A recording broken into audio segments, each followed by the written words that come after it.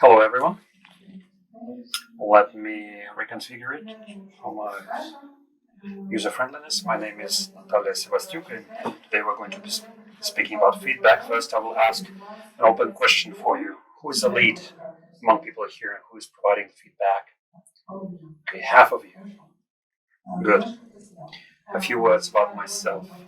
I've been into testing for quite some time, and I've been head of the testing team for more than 10 years. I have about 60 members in my team. I work in a big group. We do game design. We have all sorts of other projects, and I do testing trainings and I do testing consulting. And sometimes I'm doing interviews, I talk to the guys, and whenever I do consulting, I encounter all sorts of things related to feedback, motivation, and the most sad story is when people are quitting because they don't get any feedback in their job. Especially sad it's here from heads of testing departments. And I believe what I'm going to drive to today, unfortunately, based on my observations, we simply fail to see the feedback that we are receiving. And I'm going to underline some of the things when we can get the feedback, when we think we are missing it. And I'm going to address some of the leads here, telling them that here you can focus people's attention to some specific things. And the end result of this presentation for me will be the story. I, in fact, don't expect that something will change in your life, in your work, but I would like you to think about the feedback, how you share it and how you hear it. In fact, the first time I've encountered the story of my coworker receiving insufficient feedback, I started to think how to organize this feedback for him. And I saw no answer. And the coworker couldn't really put in words himself how he sees the feedback. And I have prepared a number of questions for the questionnaire, whether you received the feedback or not, in what form or shape. And I'll have some diagrams. If you cannot see them well, you better come closer to see them better. In fact, by starting drawing the conclusions, I can tell you the following. In this questioning, all the participants have been subdivided into two large groups. First group believes that they receive enough feedback, or there is some small percentage of those who think they receive no feedback and they don't need it. The second large group believe that they receive either no or insufficient feedback to a certain extent. These groups have been subdivided more or less evenly 50 by 50. And then in the context of these two groups, I'm going to overview some of the things. I'm going to tell you about who can provide the feedback, in what form and shape, how frequently, and what that feedback could be all about. I'm getting nervous. Переводчики меняются, если чувствуешь. Да? Чувствуешь? Прекрасно. Здесь просто холодно. Я вышел, там тепло, хорошо, а здесь я перемерз. Ну ты... So the best question can give me feedback to answer this question. I would like to ask you, are you a good tester, engineer, or testing specialist? Yes or no? And then the next question is, why do you think so? Some of you would probably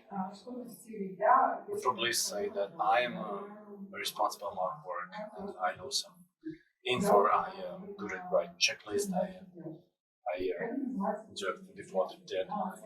This is called internal preference. When we analyze achievements, mistakes, we understand. The next group would say, my team lead likes me, praises me. We have low crash-free index. This is called external reference. When we reference our knowledge to something external, either some people or metrics. When we talk about people who give feedback, we can consider them as internal and external reference agents.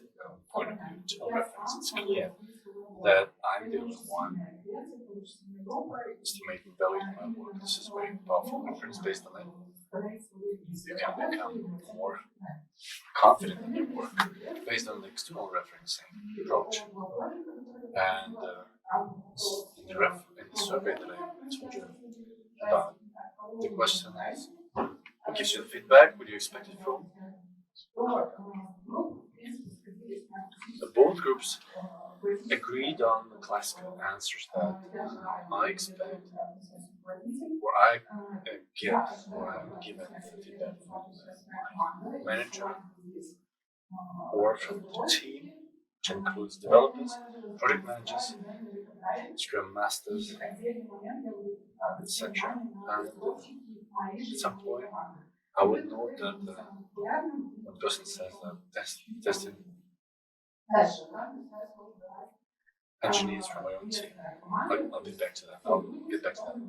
The next, a response from the people that we come across in the office, or somebody we helped, somebody we taught, or HR officer helped someone explain some technical things, so we can get this feedback and get motivated. Next, the lead manager or mentor, the feedback would be, the good feedback would be from the point of the side of the people they told, or from the team member. But everybody notices this, that if I'm a lead, team lead, successes of my team are my successes. That would be great. And the same is true about failures. Next, feedback can be received from the side of users based on what they think and write about our apps and some metrics. As I said, it's called external referencing. Metrics could be different based on the speed they operate, bugs, the tests, and so on. But this is external. Formal feedback can be owned and monitored. Basically, it may happen that the person may focus too much on the internal reference. Just me and only I decide how good or bad. It may happen that there could be the other way around, when a person expects somebody coming from outside and telling them that they're good or bad for this or that reason, based on these or that figures. Neither of the approaches is good. They both have vulnerabilities. It's good. It's good when each person has a mixed reference. They have their own understanding of their own performance. At the same time, they listen to other people from outside.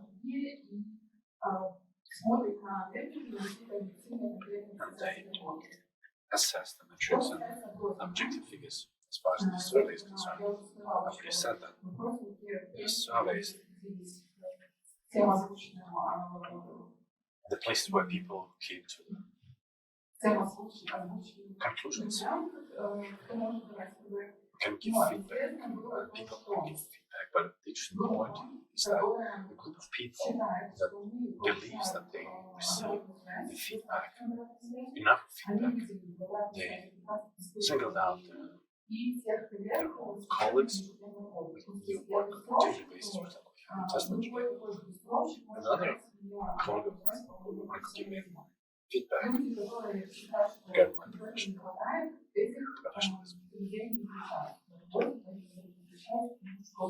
I urge you to pay attention to this because it's very important. It's also interesting to know that these guys did not single out the project manager. We often come across this situation where the feedback is given by the project manager, it is there. People expect professional feedback, but it's impossible because they are not testing professionals. So when I go, I interviewed a girl who said that she was leaving the company because before that they had a conversation who said that you're no longer professional development as a test engineer, you can only become a project manager. The girl hadn't worked for 2 years in the company before that. When why am I telling you this? When we here receive some feedback, we need to understand who we receive it from. Neither project manager nor HR head nor a developer can tell you how good a tester you are. Good testing skills, planning skills. It's very important to be aware of this feedback and understand where to get it from. I'm not saying that you shouldn't get the feedback from them, but you need to concentrate on certain figures, not on the professional performance of a tester, test engineer. Let's move on. What can be the feedback globally? Well, the feedback can be divided into objective and subjective. The objective one is what you work on, the tasks you perform. Here, we can add various metrics about work speed, the number of bugs, improves Gartner's product and the process that we implemented.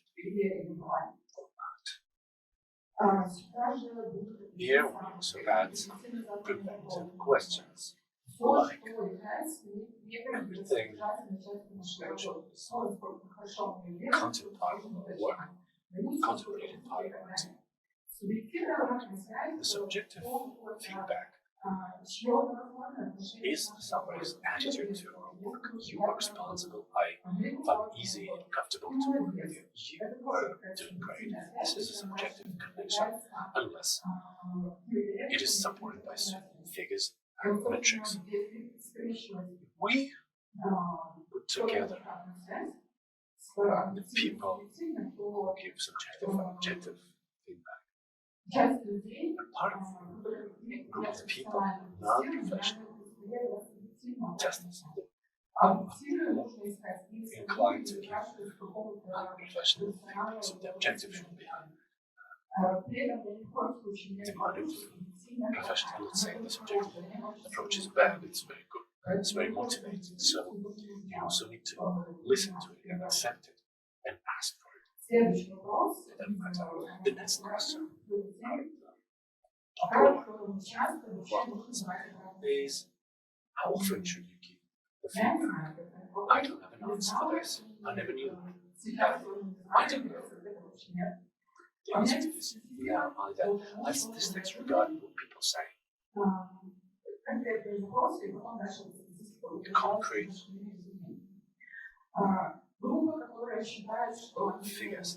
The group that doesn't believe they can adequate sufficient feedback, they don't have an answer to the question how often they need it. Somebody needs it once a week, somebody needs it once a month, 3 months. Somebody needs it every release. The feedback-based connection to every release, somebody needs it to receive it before the release is done or after. There's no one answer. If we look at the percentage ratios, we'll see that there are about 18%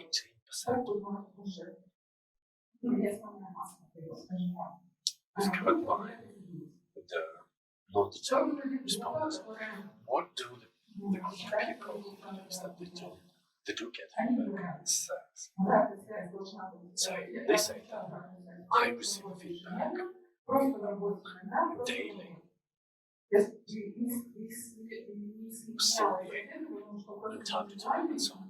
I did not compare these answers because they surveys are individual, but the issue is that the majority of people receive their feedback and the majority of things they also want answers that they receive it once a month or once in several months during a small informal conversation. But the majority of people answer that they receive the feedback during their daily activities. Not a single team leader can tell people that you perform 3 tasks today, this is this, that is that. It's not going to happen. It's probably the guys who, based on the internal reference approach, they pay attention to everything happening in their workplace, and they believe this is their feedback. I think this is important to innovation, feedback. Because some people think that if they don't get feedback, they should leave their position. But it's important to understand what's happening every day. So feedback can happen every day or from time to time. If it happens every day, what should you look at? The questions that ask, colleague asks, how difficult the question is. Often it is repeated, and then you should know what to do. That we actually discussed that. It's written in some manuals. It's probably negative feedback if the reaction to your question is different. For example, that's a great question. It's good for you. To have thought about that. Then you can think that I asked good question, but it's important to note this feedback. Next, the tracker is tasked that is set to be completed, and then closed or reopened for review. Majority of people don't think that reopening a task is kind of feedback, but it is. Basically, I have done something. Why? You need to analyze it. I did something wrong. And I didn't do my corrections. If the task finished and closed, there's a majority of them. Again, you need to praise yourself, pat yourself on the back, saying that I performed the task. And nobody found fault with me. Because the team lead cannot praise you for each point of your performance. So you need to turn your also turn to the format. Daily feedback. I would say that the things that happen in the daily chat communication can also be considered feedback. People using Slack or other messages, or you can get emotional feedback for your messages. These emojis are a certain feedback. If it's a face plant, this is the feedback. If it's followed by hearts, then it's good. A daily conversation do not have to be energy.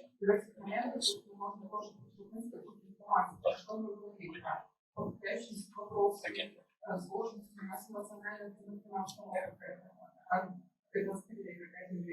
emotional feedback that you discussed can be positive and negative.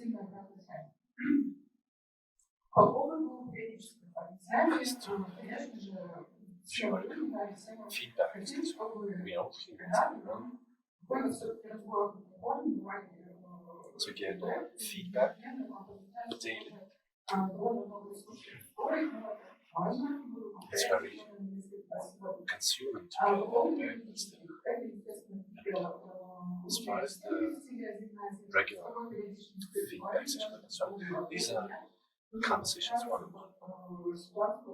How often should they be? There's no clear-cut answer. Should be done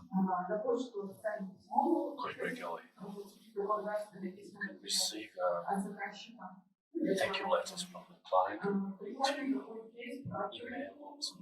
It's an interesting case about the post.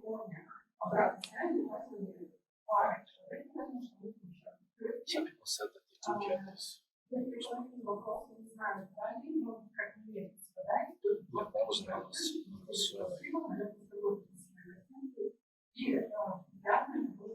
It's probably have some picture. This kind of words. So you did great. From time to time, you can hold assessment sessions inside the company. It's just not for the tick. But the ones that it's professionals, that's the professionals. It could be professionals that have 1 year experience, but they're still testing engineers. They interview, try to assess the job certain person, just an engineer. If I want to know, I know how good I am. Like to ask me questions, and his feedback, not for the tick, but just better understanding. Different. The one popular ones are feedback votes on page. Officers collect feedback, aggregate it, and provide it to the employee. Be done, not necessarily by HR officer, but other employees. Next, praise and in front of the colleagues. The public praise is feedback positive feedback, but you need to be careful with that because some kind of people, some people believe it's very stressful and they don't want to get this kind of feedback.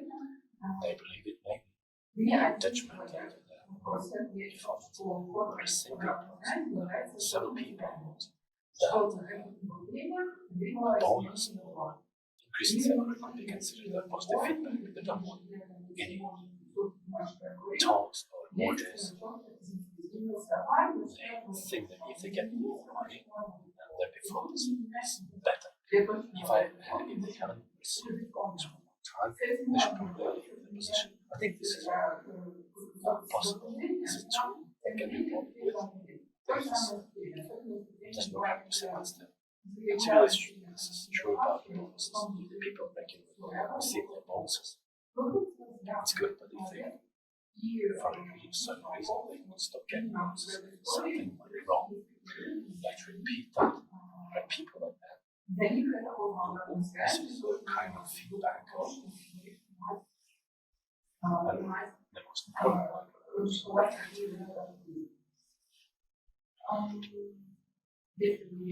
If you're not a team lead, just a test engineer would be great for you to tell your team lead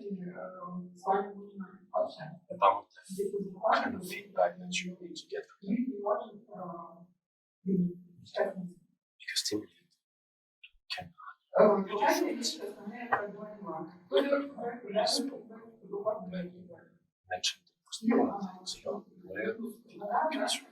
Gives it. I once had an employee who told me that they didn't have enough positive feedback.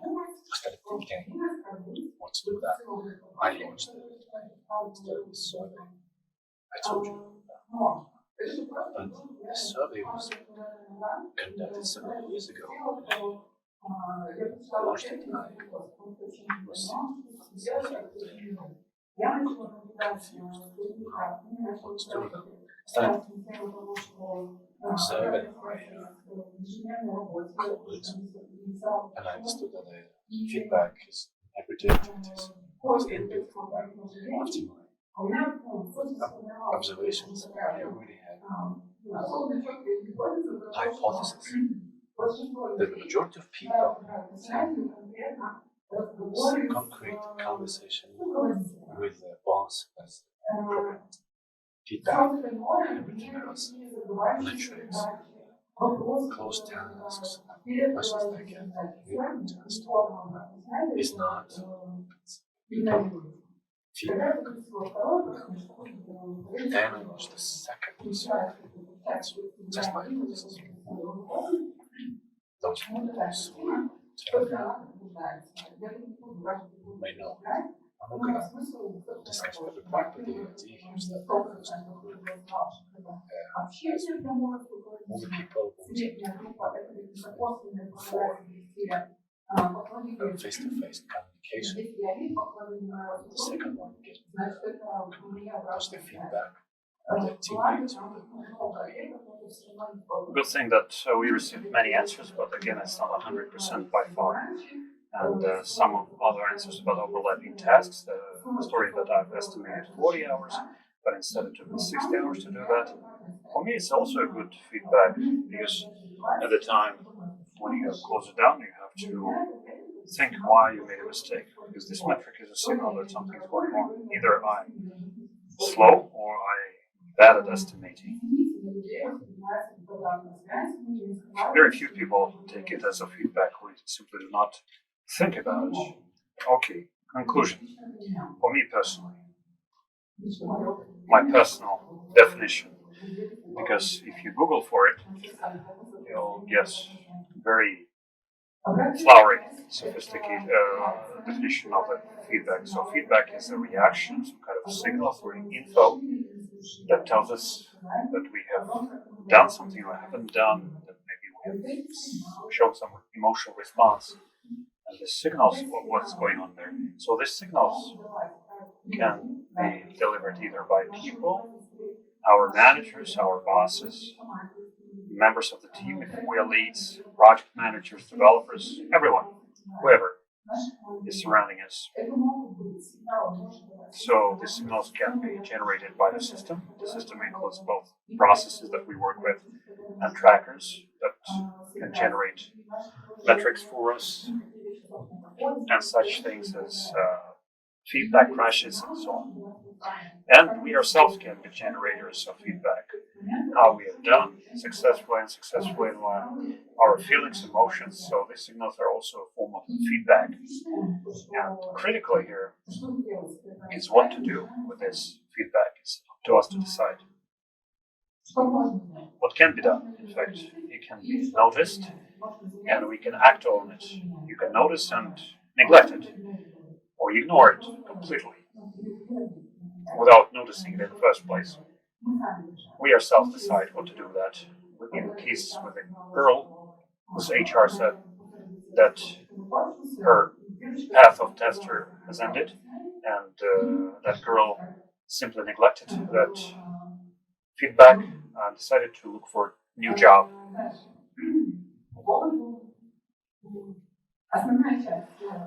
The principal part, I've told you everything I wanted, but I have a number of additionals that will take some more time. A lot of people want to learn how to better deliver the feedback, how to share it. Again, there is nothing written in stone here. When you work with people, it's always highly individual.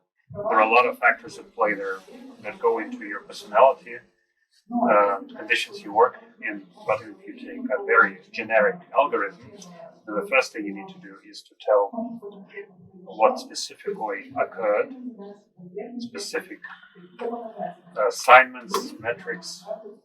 You have to be direct about this because there are questions about how not to insult, but we're at our workplace, and if you speak about assignments, down performed or not, it's not about insult, it's about the performance indicators. You shouldn't be afraid of insulting people, so you should be direct without fearing it. Next, you should show your emotional engagement somehow, and it's better to do it by using I, like I'm happy, I'm sad, without attaching to your feedback other people. Especially shouldn't use everyone is thinking of this, like nobody's happy with you or everybody's sad. No, keep saying that I. Or if you have somebody specific, say developer Sasha is unhappy about this. So that's how we identify our emotional part. Next, you have to outline the consequences that this person's actions can affect in future. And fourthly, you need to agree on the subsequent steps. Or rather, the third thing, what they potentially could have affected or have affected. And the fourth is what actions need to be undertaken. So if we are berating a person, We're not dictating this person what needs to be done. It should be an open talk about how they see a way out of the situation. You have to agree on the list of potential steps. In case when we are praising a person, then this step can be skipped because obviously he was acting quite well in the past. But in the case when you're teaching, especially a junior, you have to tell them, for instance, you have opened a database, say you got interested in some information and you looked at blogs and found this critical bug. And in this situation, you need to understand how important it is to do all these actions. Then, when we look at it, the algorithm of praise and algorithm of critique are more or less the same. What has been specifically done, what is my opinion about this, and what other actions need to be performed. That's it. Here, I would also like to invite you to recap at 3:30 p.m. because I wanted to do some test exercise with you to train how to do the feedback here because we don't have enough time for that. But at Core Camp, we can do this at 3:30. Everyone is invited. Or if you don't come, you can try test run it with your friends or colleagues. Another important caveat here is that if you're trying to test run it, ideally you need at least 3 persons here. One will be giving the feedback, other receiving, and the third is like a judge to make sure that all the parameters of the algorithm are there. When the person had to say, I feel something, and he didn't say we feel something. So we need an independent observer to make sure that the algorithm is observed. Moving on. One other footnote here. The group, in my questionnaire, we had a small group of people who said that they received no feedback and they think that they don't need it in the first place. For them, we asked them one additional question, why they think so, and whether they had such an experience in the past. And the answer was quite simple. I know very well myself whether I'm successful or not. Yes, indeed, I had such an experience, and it was quite self-evident for me. Another thing is criticism. Whenever I'm praised, of course, I knew it in the first place, but whenever I'm criticized, it's hard to accept it. So no matter how well you establish your feedback in your team, ideally there will still be a percentage of people who would claim that they don't need it. They don't need it, or they don't need it in the way that you're sharing it with them. Moreover, I can say that it's more likely than not that this person has very strong self-referencing mechanisms. Even if you don't show this person positive feedback, will criticize this person, he will more likely than not tell you that you're giving me self-evident things because I know where I'm wrong for sure already. So to criticize them, you need a super professional who can brainstorm his whole work and then morally give him a serious feedback. There will still be people who will have their own mind about this, so try not to be ideal for everyone. It's a utopia. As far as criticism goes, the question about what is the best way to share feedback, frequently there is another question asked whether we should criticize along with praising. I know what people are thinking about this. Yes, indeed, you need to criticize. I mean, you have to be careful about this. That's what 30% of people think, because you can insult people. Some people can take it too close to their heart. Others are saying you must criticize. No, you don't need to criticize 7%. So if you look at the picture, it looks like there must be some criticism. But 30% of people are quite shy and it's highly unpredictable. You never know how they can react to that, depending on the form and shape of criticism that you choose for them.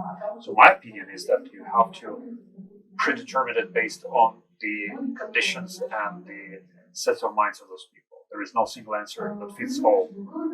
Some intermediate conclusions for leads. You need to understand, research and know your people to understand which one of them understands and accepts the feedback and in what form and shape. So organize the process in such ways that it would fit people, but not to the detriment to yourself or the project. If somebody needs feedback once every 2 weeks, others once every 2 months, it doesn't mean that you have to fit it for all. You can find a middle road decision. But the best thing anyway would be to try to teach people to see feedback. In my case, I was speaking through with guys, discussing with the guys how you see it. Like they told me there was an assignment and there was some questions for me. There's a feedback when they react or not react to that, and when we look at it. So it's often when there is a new team member coming with some external reference who doesn't observe his own results, then we start talking with this person where this person can see the feedback.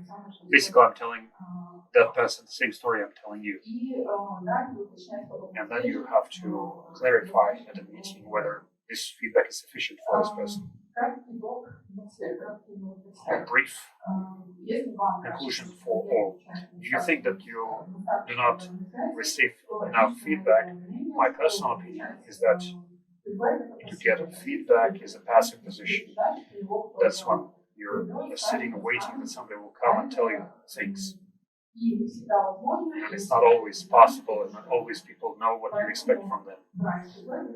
That's why to accept feedback is an active position, and if you're lacking it, come to people and collect it from them. I'm talking about people who you consider important in your particular reference.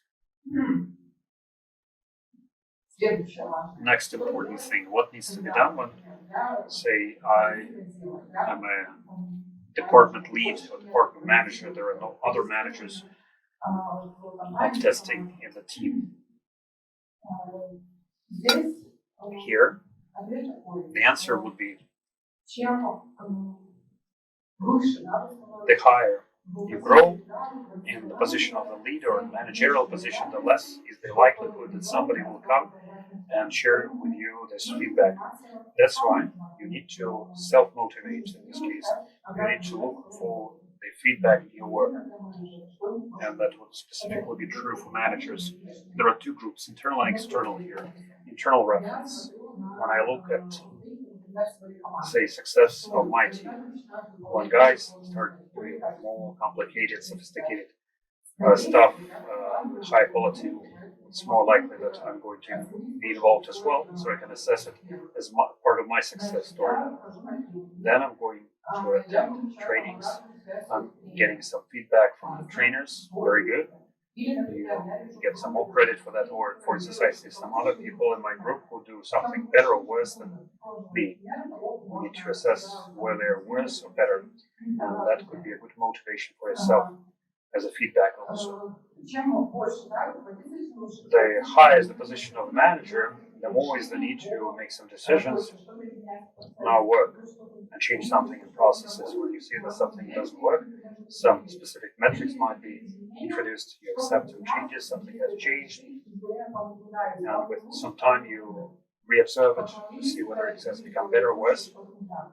You praise yourself or find some critique points as far as external reference is concerned. We are so independent, say, and there is nobody to share feedback with us. Then again, we can ask for it, but we will be asking for it from people who are not testing professionals, if it is within the company, like heads of the developers or designers, whoever is working with us. So we need to recall that it won't be highly subjective feedback based on some indicators closer to them, not based on our professional things.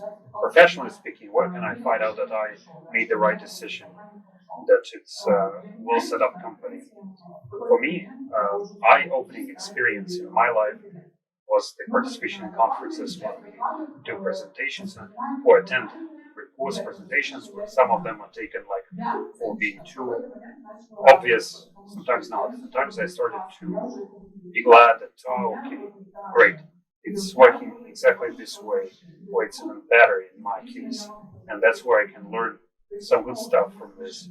whenever we hear something, maybe obvious thing for me, it's also a form of feedback for me, which means that I already know how to do stuff maybe even better. So it's also a great opportunity to praise yourself. Next, for a manager, words of thanks from your team, some gifts. The best form of feedback for me was when the person who retired brought me a bunch of flowers telling me what great a leader I was for them. And it was a top praise for me. I could have forgotten that, but I didn't. So I own this kind of credit. I'm looking at my team, I readjust metrics, I look at our applications metrics, and this is the feedback that we can motivate. Today I already told you that indeed we can be motivated. Yes, I've run out of time, but I have about 5 more minutes and I'll be over.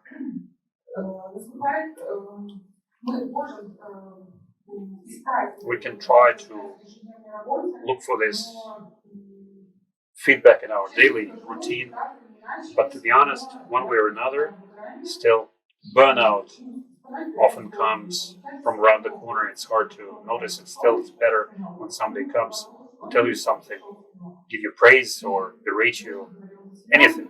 I was speaking about myself, but I think any other person, a tester, if you ignore this person, they will start having ideas that something is going wrong and there's some expectation from somebody to do something. When nobody is coming, cycle-wise, we start losing interest and we burn out.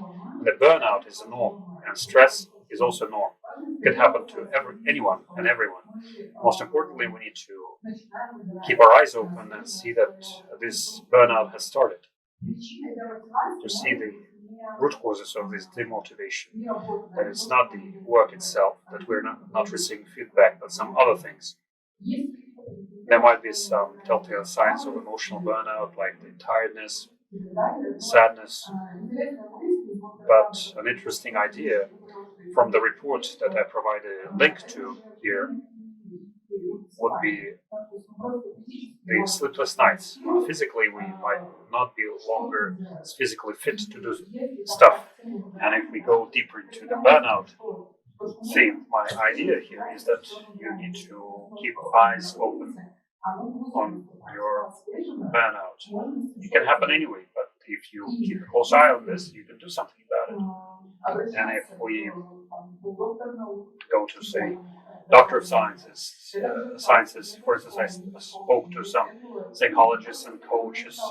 I have examined and studied some information about burnout, and in fact, all the information about burnout boils down to one simple thing: you have to take care of yourself.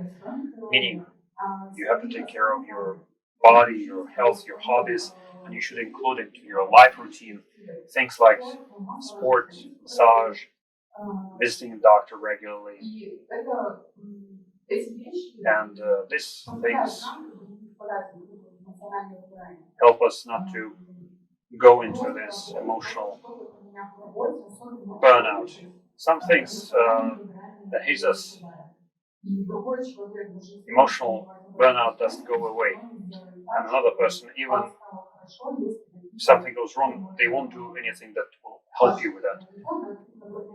If some of your life stories or directions go down, there is such thing as a wheel of life balance that I specifically advise you to Google about. And this is the direction where it is important for our life to be in balance. So all these ramifications would be in balance to each other, because if we focus too much on our work and we're not handling our health issues, it will lead to demotivation.